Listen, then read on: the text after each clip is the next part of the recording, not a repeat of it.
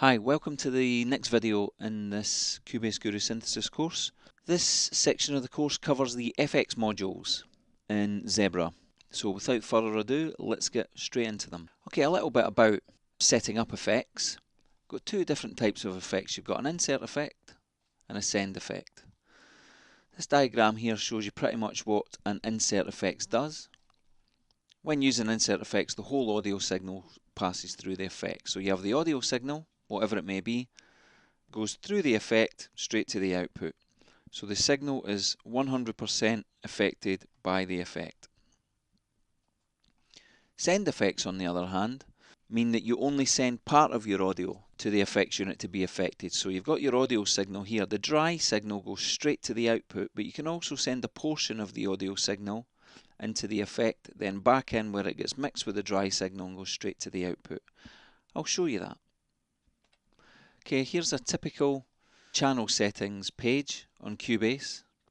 You've got your inserts and your sends, and it's the same with every other type of digital audio workstation, whether it be Logic, Ableton, or whatever. You've got your inserts. So if I insert effect here, something like a delay, if I play a couple of keys,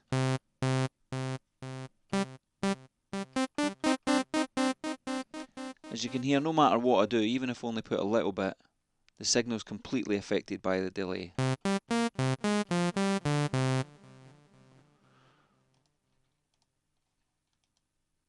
But if I now create an effects channel by right clicking here, add track effects channel, and add the same delay, now if I play, it's not affected at all. We need to come to the send section where we left click and we select the send.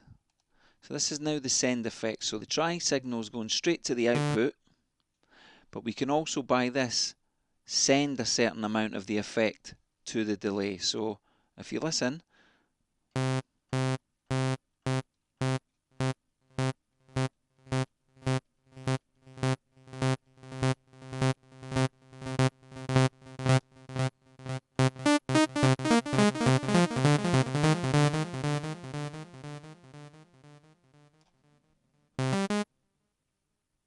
nothing there in fact. There you go. So as you can see, that's the difference between inserts and send effects. When would you use these kind of effects? There's loads of reasons. Send effects will save you CPU. Say you've got 10 channels that you want to use the same delay on. If you use the send, you only need to open the delay once. If you use it as inserts, you need to open it 10 times. Send effects are generally delay based, whereas your inserts, you can obviously use your delay based ones as well, but you wouldn't really have a compressor on a send effect, simply because of the type of device it is. But there's no rules really, so you can do what you want. Okay, let's move on. Okay, there are several different effects in Zebra 2 which you can apply at the end of the chain if you like. The great thing about these effects is that they've got their own modular grid, the same as the synthesis section's got a grid, so do the effects. The available effects are your two mod effects. They can be chorus, flanger, or porous. Porous is a mix of these two. There's two delays. There's a reverb, a couple of wave shapers, a ring modulator, two compressors, and a couple of 4-band EQs. Okay, the first one we're going to look at is the mod effects 1, and there's a mod effects 2 as well. Just gives you it times 2. They're both the same, chorus, porous, and phaser. So we'll just look at mod effects 1. Again, simple, very easy to use. You've got a chorus effect. To bring it up, just put the mix up.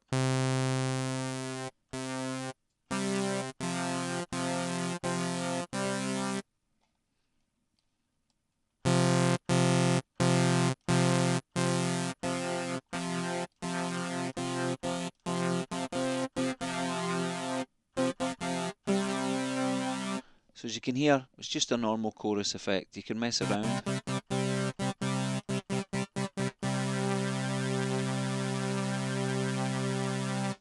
You can turn the EQ off.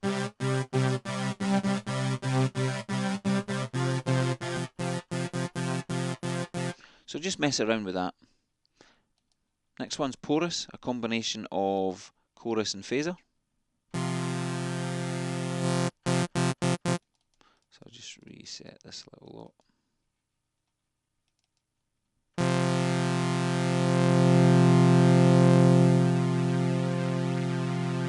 You can hear it phasing and adding a chorus effect there.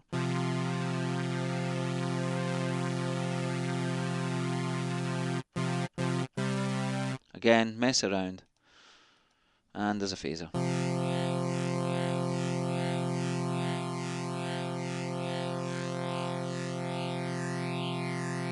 You can hear it kicking in there.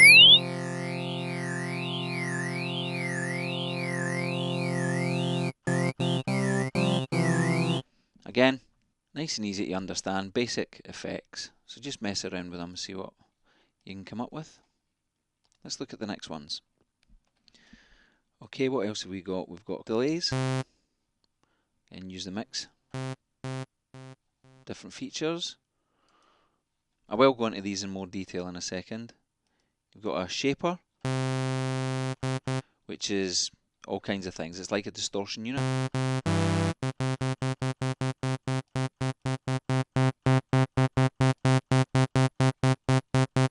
Which you can do all kinds of things with. We have reverb. Self-explanatory. We have a ring modulator here, which we'll get to later. It's a bit more unique. We have compressors. Typical compressors. There's compression kicking in.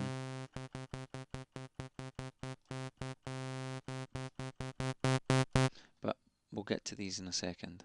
I'm just giving you a brief overview. A couple of EQs. And there's a couple of different ones. So you've got a couple of independent filters. And you've got the sideband, which you can use for affecting sounds by using the sidechain, pretty much. But again, we'll get to all these later. Okay, just a little bit about the effects grid. It basically works the same as the synthesis grid, as you just seen there. Click on an empty slot to add a new module, double click to switch it off, right click to select the module's input or remove it from the grid. I didn't actually show you that, I'll show you that now. So for instance, once you've got an effect here, if I put another one, say I put a reverb there, you can right click and tell it what input that you want this device to use, because they've all got different inputs. And then you can have it doing all kinds of crazy stuff. But we'll get to all of that. The effects mixer consists of a stereo master channel and two stereo bus channels. The amount of signal going into one of the buses is controlled by the send knob, while the amount of signal going into the final input is controlled by the return knob. Let's just have a look at that. Okay, basically we've got an oscillator on one channel here. That channel's that's coming through here and going through the master. Now, we can send a little bit. We've got a reverb here. If we turn that on, we want to send some of this reverb into this channel. Now, but we don't want to send the whole reverb. We don't want it to be a full mix. So the amount of reverb that we send to the channel, this channel, depends on the send. So let's send 50%. Now, you can't hear it yet because it's being sent into the channel, but to send it to the main mix, you have to turn up the return. So we've got the reverb set up. We want to send 50% of that reverb to the main channel, or the main bus, which is what we've done by turning this up to 50%. But now we want to send some of that to the main mix, and we do that by returning, by using the return feature. Hear it coming in?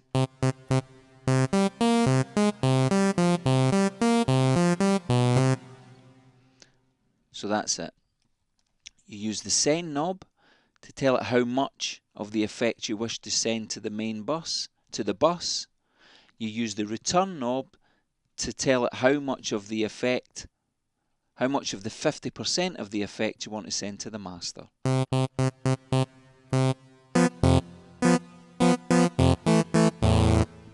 The great thing about this can be modulated. So let's modulate that by LFO1.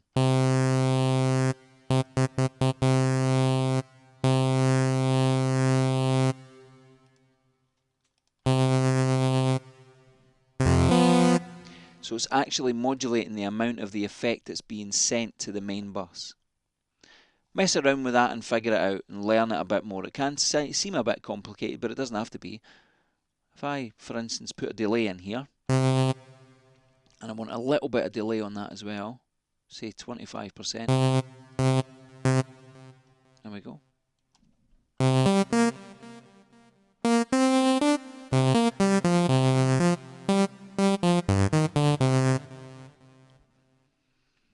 Okay, let's move on. One very, very cool thing that you can do in Zebra that you can't do in a lot of other synths, actually inside the synth, is modulate effects parameters. So I'll just read this to you. Zebra is a very rare feature in that you can use the modulation matrix to modulate effect parameters such as reverb, size or delay feedback. Now, let me just show you what that means. Okay, so here we have our little setup. Now I want to modulate the delays feedback.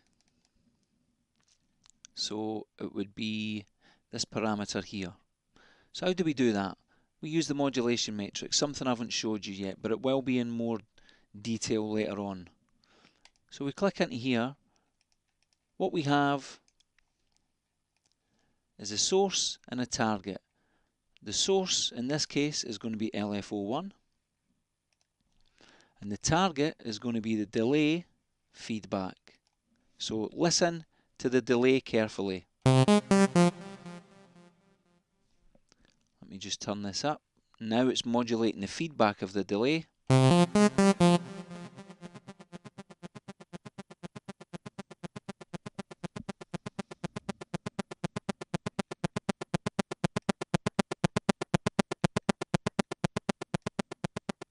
So as you can see, you can get some real awesome effects just by that in itself, and it's a very unique thing to Zebra, which you really should utilize if you can. The next section we're going to look at is the compressor. There's a couple of compressors that you can use in the mixer matrix. We'll have a look at the controls. The input and the output control the signal level before and after compression, pretty much the same as every other compressor. Use the threshold to set the level above which compression is going to be applied. Again, same as every other compressor. Compression sets the amount of compression instead of the usual ratios where you normally have 2:1, 4:1, etc. It works in percentages, so 50% would result in a ratio of 1 to half of infinity. And control the speed of the compressor using the attack and release parameters. When set to 0, the time is 1 sample. So they're just the same as any other compressors, but I'll show you them. So we've got our compression settings here. So let's just kind of narrow, zero everything out. First thing you do is set your threshold. So if it's up like this, bring your threshold down until you get the required amount of compression. As you can see, it's compressing away there.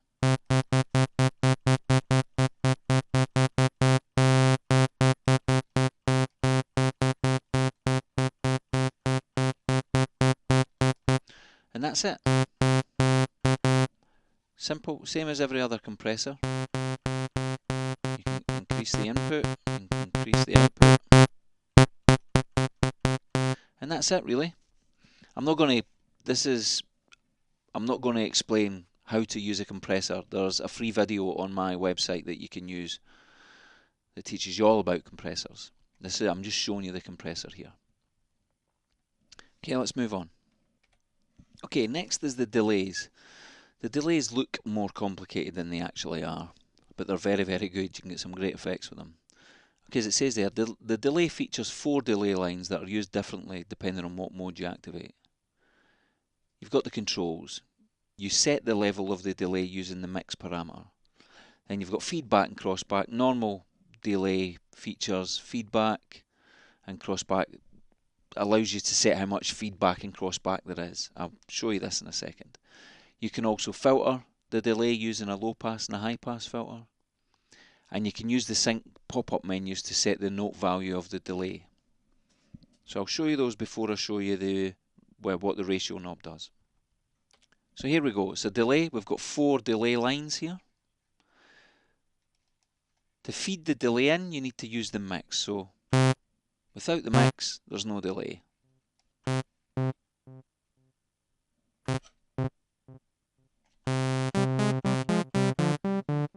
Okay. We then have the feedback and the crossback. Standard delay tools, if you listen, feedback, just feeds the delay back into itself. You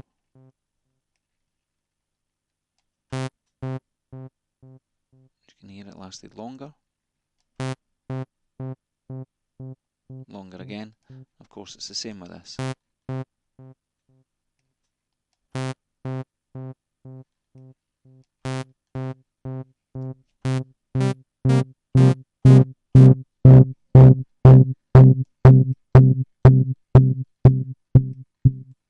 So you can go a bit crazy with that. You can low pass and high pass the delay. So if you listen to the delay, listen. Put the low pass up.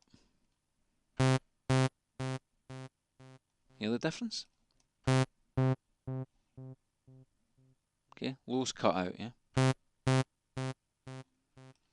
Same with the high pass. High pass up. All the lows are cut out. Very self-explanatory. Okay, the drop-down menus, very basic. It's delaying on quarter notes. 3, 4, yeah? Delaying on eighths. 16ths. Of course, you can have 4 of them, all different. Now, the ratio also allows you to change this even further. Now, at the moment, it's quarter note. If I put the ratio to 50%, it changes it to eighths. Hear it? 25%.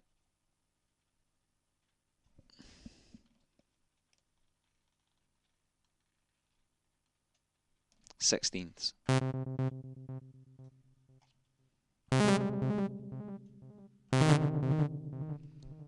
So there you go. Very easy. And you've got the pans. You can pan them left and right. And you've got drive.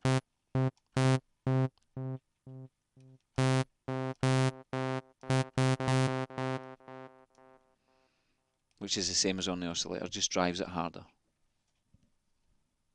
Okay, let's move on. Okay, the mode section of the delay, very easy to understand. Stereo 2, only delay lines 1 and 2 are used in this mode. It's just a normal stereo delay. Let's have a look at that. So here we go, here are the modes. Stereo 2 means that only these 2 sections are delayed. So if we change that to maybe a half, change the pan, maybe mess around with the ratios, you'll hear both of them working.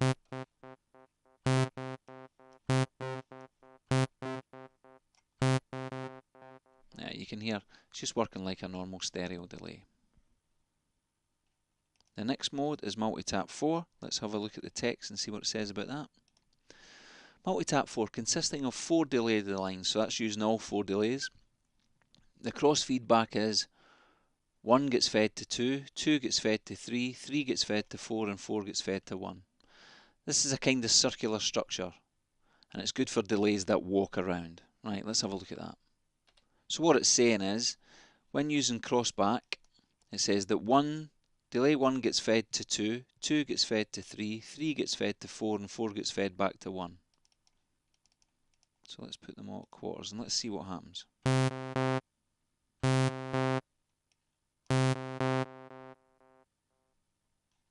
Change that to half.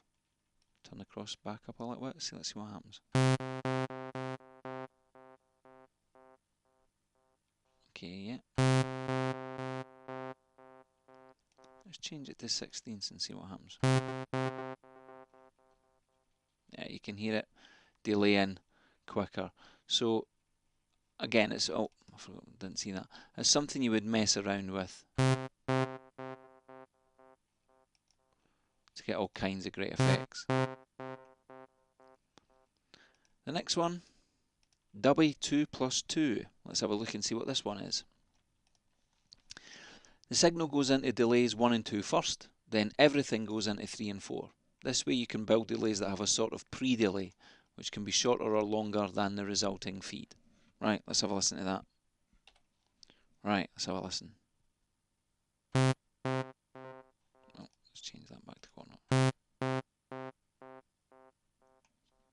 So yeah, you could probably get really long delays with this as well, I guess.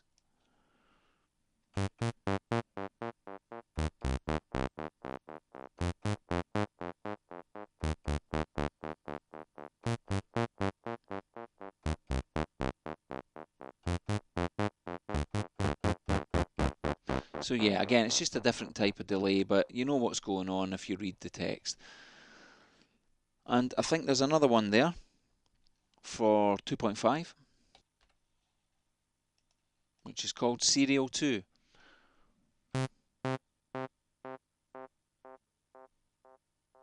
It's just a case of messing around with it, I guess, and figuring out what it does. But it's just another delay setting.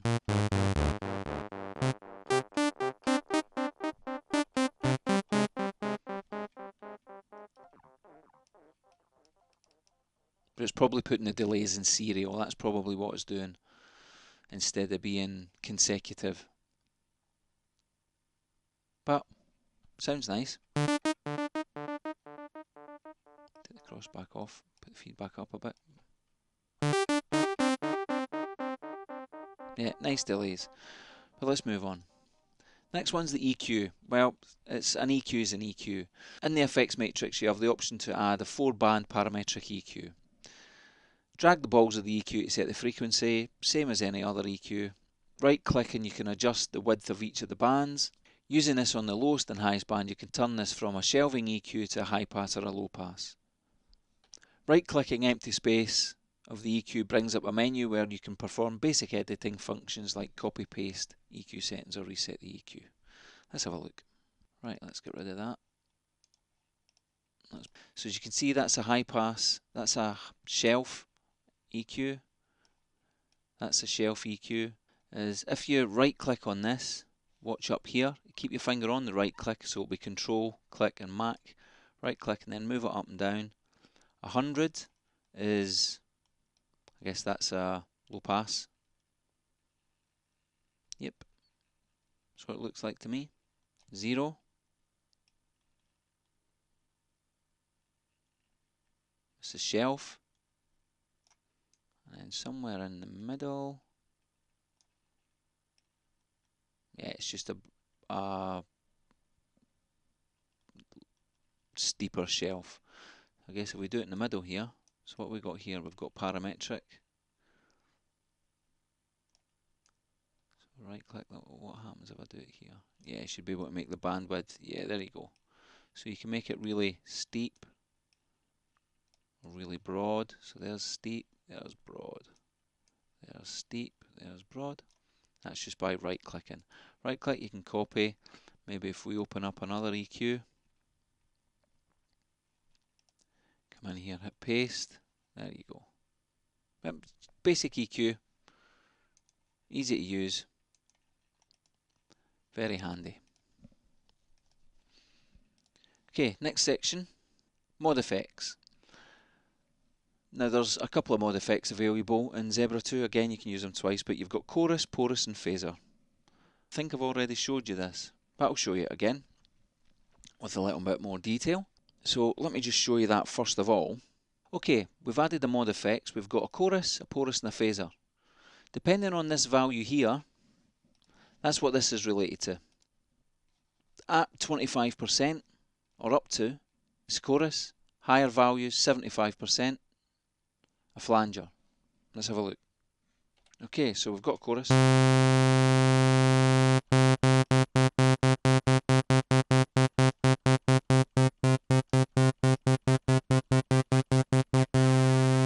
So you can hear it changing. It's a chorus up to about there.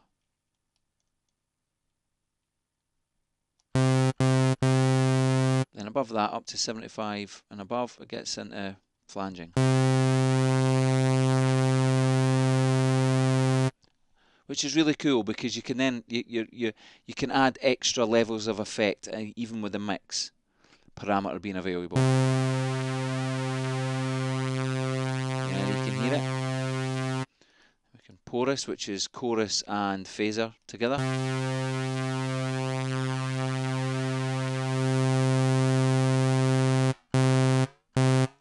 Some weird effects going on there.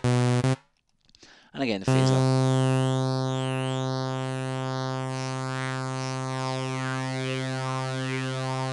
Again, nice effects. The best way to learn these is just to mess around with them and learn them that way. Depth controls the delay time modulation. Stereo sets the phase offset of the modulation for the left and the right side. Feedback turns the chorus into a flanger. Mix sets the amount of affected signal to be mixed with the dry signal.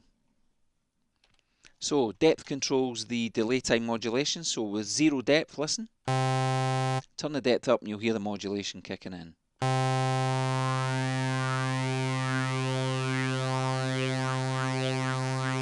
Okay. Stereo sets the phase modulation for left and right. So down, it's pretty much stereo. Move it up and it will start to kind of bounce for left to right.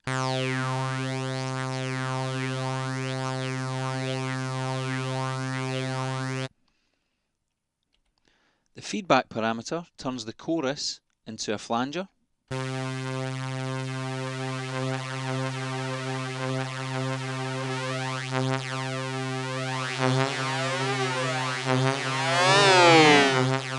Okay, that's cool. And of course, mix is the amount of signal that actually gets affected.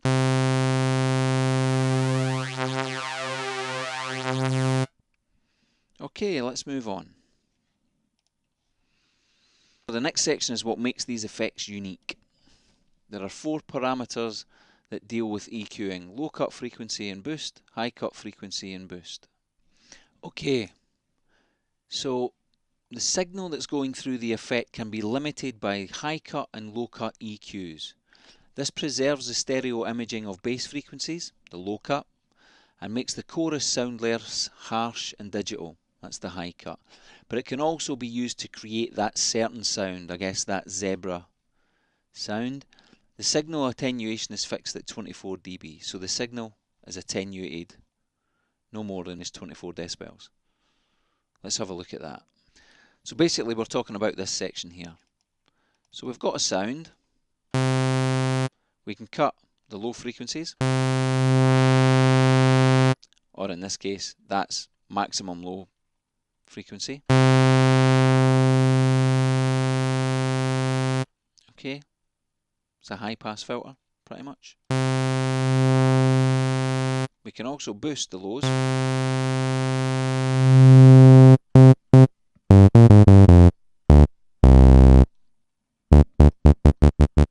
Obviously, you've got to be careful with that. And this is exactly the same. Cutting the low frequencies. Sorry, cuts the high frequencies. And you can boost the high frequencies. Nice little section that is. Can give you a whole host different levels of control. Now there is a few things. To preserve the high and low frequency spectrum of the input material, the dry signal is automatically boosted according to the mix position, which compensates for the loss.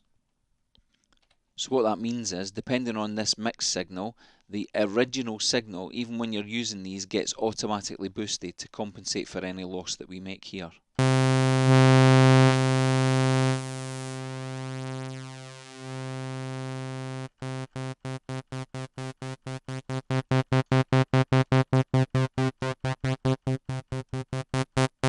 Again, it's one of these things, mess around with, listen to it, and you'll get used to it and you'll really figure out some good uses for it. But it's a great addition to just having an effect, being able to EQ or filter out or boost frequencies. It's great.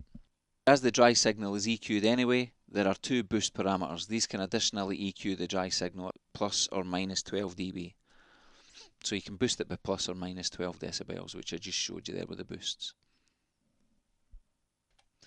Okay, then we have the quad and quad phase. This effect thickens the sound by subtly adding warmth to the signal. Quad is the depth, while quad phase controls the tone. In a certain way, the quad stage can be thought of as a secondary chorus. Okay, sometimes it can be quite difficult to hear, but we'll have a go anyway, especially just with our normal saw wave. But we've got a saw wave. Listen for the quad kicking in. There it is. And then this changes the tone, or warms the tone up. That one's a bit difficult to hear. But try it with different sounds and you'll hear it working better on some sounds than it does on others. Okay, the next section is reverb. Zebra 2's got two reverbs. The reverb can function in two different modes. It's got reverb and metal verb. Reverb sounds like a normal digital reverb, whereas metal verb provides a kind of weird, artificial and wider type sound. Unlike most other modules, the reverb doesn't have a mix parameter, but rather two separate knobs for the level of the dry and wet signals. That's pretty self-explanatory. It's normally what you get on a reverb. It also has two basic elements, the reverberator and the diffuser. So let's have a look at the basic reverb first. Okay, here we have the reverb, dry and wet. We need to have a bit of the range and feedback dictate the size of the room. So let me just put in a bit of range and a bit of feedback.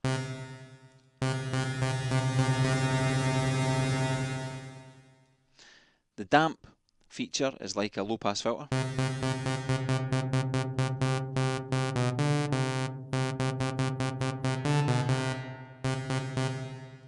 Modulation controls the modulation amount, whereas the speed controls the rate.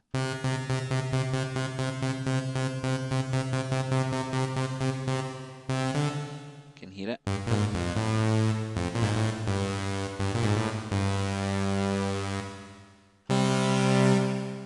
Sounds nice and big. Sounds like inside a metal tunnel, that one.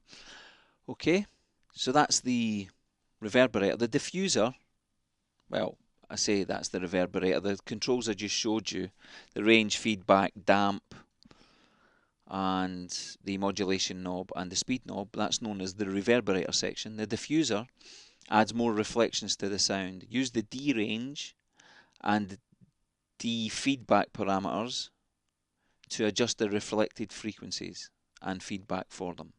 You can adjust the level of the diffuser by setting the D mix. The diffuser can also modulate its values. Use the D speed to set the rate of the modulations and the D mode to adjust the amount.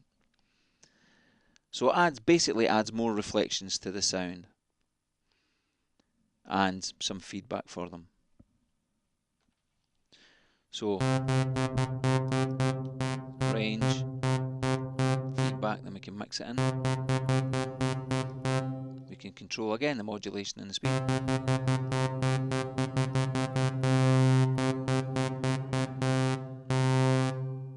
And there's a pre-delay as well.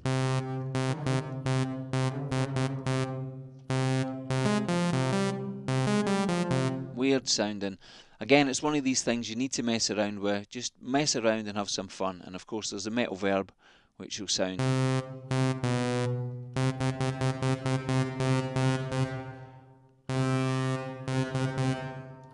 a bit bigger and a bit more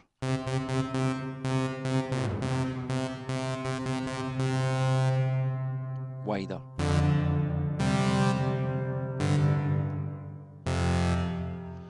So just have fun with it, just mess around with it really, and there's more details in the manual as well. Okay, the shapers. Basically they're distortion units, but as per usual, within Zebra 2 they've got little nuances that make them quite unique. So here we go, the shapers are available in both the synthesis grid and the effects grid, which is really cool. There are 4 different kinds of distortion for you to choose from. The shapers have 5 controls, 2 of which are modulatable. So let's have a look before we actually go into the parameters. Okay, as it said, you can use them both in here. We're concentrating on the effects, but I'll just show you in here anyway. I'll show it in there as well, but left click and you'll see it's called Shape 1, and there we go. In here you've got the 4 different types. Couple of depth and edge, both are modulatable. And if I bring this one up, I can just show you that now, can't I? As you can see here, the settings are the same. Then you've got an input, an output and a high out. Now if we go back to the text, that will explain what that is. So the input and output control the amount of signal going into the distortion and the level of the signal after applying the distortion. So you can change the input and the output levels before and after the distortion effect itself. High out is a special feature not found in regular distortion devices. It amplifies the level of the resulting overtones, creating a very rich sound. So let's have a look. Right, let me just, before we do that, just explain about this. But the depth parameter controls the amount of distortion.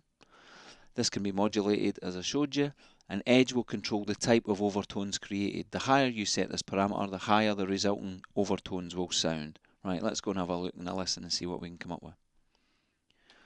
Okay, as it said, we can have the shape and the synthesis section and the effects section. They're both exactly the same. There's the shaper there, there's the shaper there. As we're talking about the effects section, we'll deal with it down here. So we just turn that off. So there's 4 modes. The shape mode is the more mellow of the modes, so you may not actually hear too much of the effect actually working. If we go back here, depth controls the amount of distortion, which can be modulated. Edge controls the type of overtones created. The higher you set this parameter, the higher the resulting overtones will sound. Input and output control the amount of the signal going into the distortion and the level after. So basically you can control the level before and after the distortion. And high out is a unique feature which basically amplifies the level of the resulting overtones, which helps to create a very rich sound. Now, as I said, there's 4 shape modes. Shape. This type of distortion will add subtle overtones to the signal. T-drive. This mode has a deeper characteristic. Of course, you can balance this by turning up the high out. Crush. Crush works a bit like a bit reduction distortion. And wedge is the mode that emphasises the lower frequencies more than the other modes. Use this if you need to get that low end distortion sound. Right, let's have a go at all 4 of them. Well, we've tried shape already, so we can get it to go up a bit. There's a bit of distortion going on there. Right, let's try. We'll leave these 2 the same and we see what differences we get. Let's try T-drive.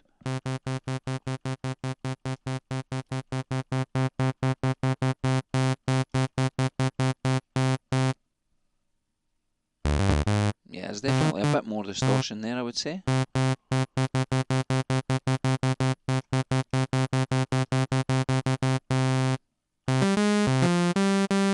Adding that little edge to it. Crush should sound like a bit crusher almost. There we go, yeah, it sounds like it's being bit crushed straight away.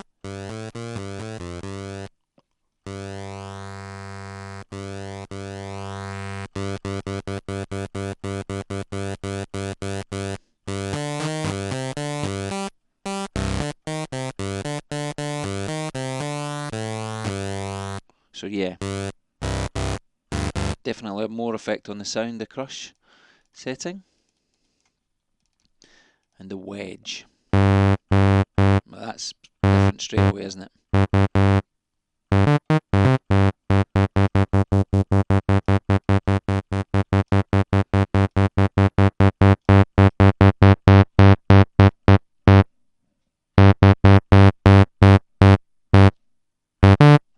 Okay, yeah, that's pretty brutal. But okay, that's the shape effects. Let's move on. The final selection is a weird one. The ring modulator. Now, as it says here, right-clicking on a ring modulator in the grid opens up a pop-up menu to set up the ring modulator's input and sidechain input. Instead of adding these 2 signals together, which may be what you would think it would do, A ring modulator actually multiplies the signals. This creates the usual ring modulated sound. And because of that, that's all it does. It doesn't have an interface, which can make it really odd to use. So let's have a look at it. Okay, so let's just drop the ring modulator in here. There it goes. As you can see, all of this is there, as you can hear. Okay, yeah, when you've got it here and you push 2 keys, listen to what happens. There you go.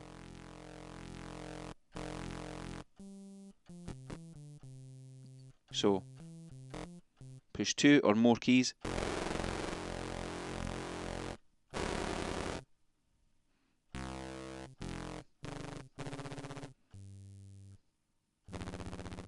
That's that ring modulated sound. So it's a very odd one to use, this one. It takes a lot of experimentation, and of course you can add it up here as well.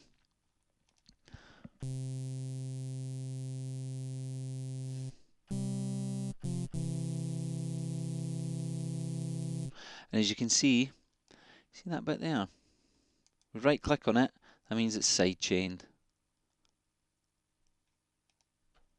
Nothing, so it's got to be side chained into one for that to work there. It does add a lovely sound.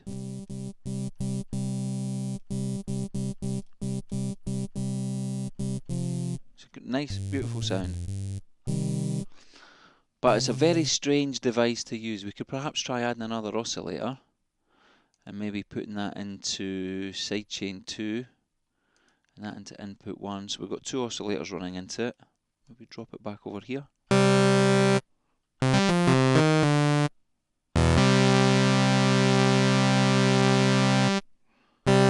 It's a fuller sound, but again, the ring modulator is a weird tool to work with.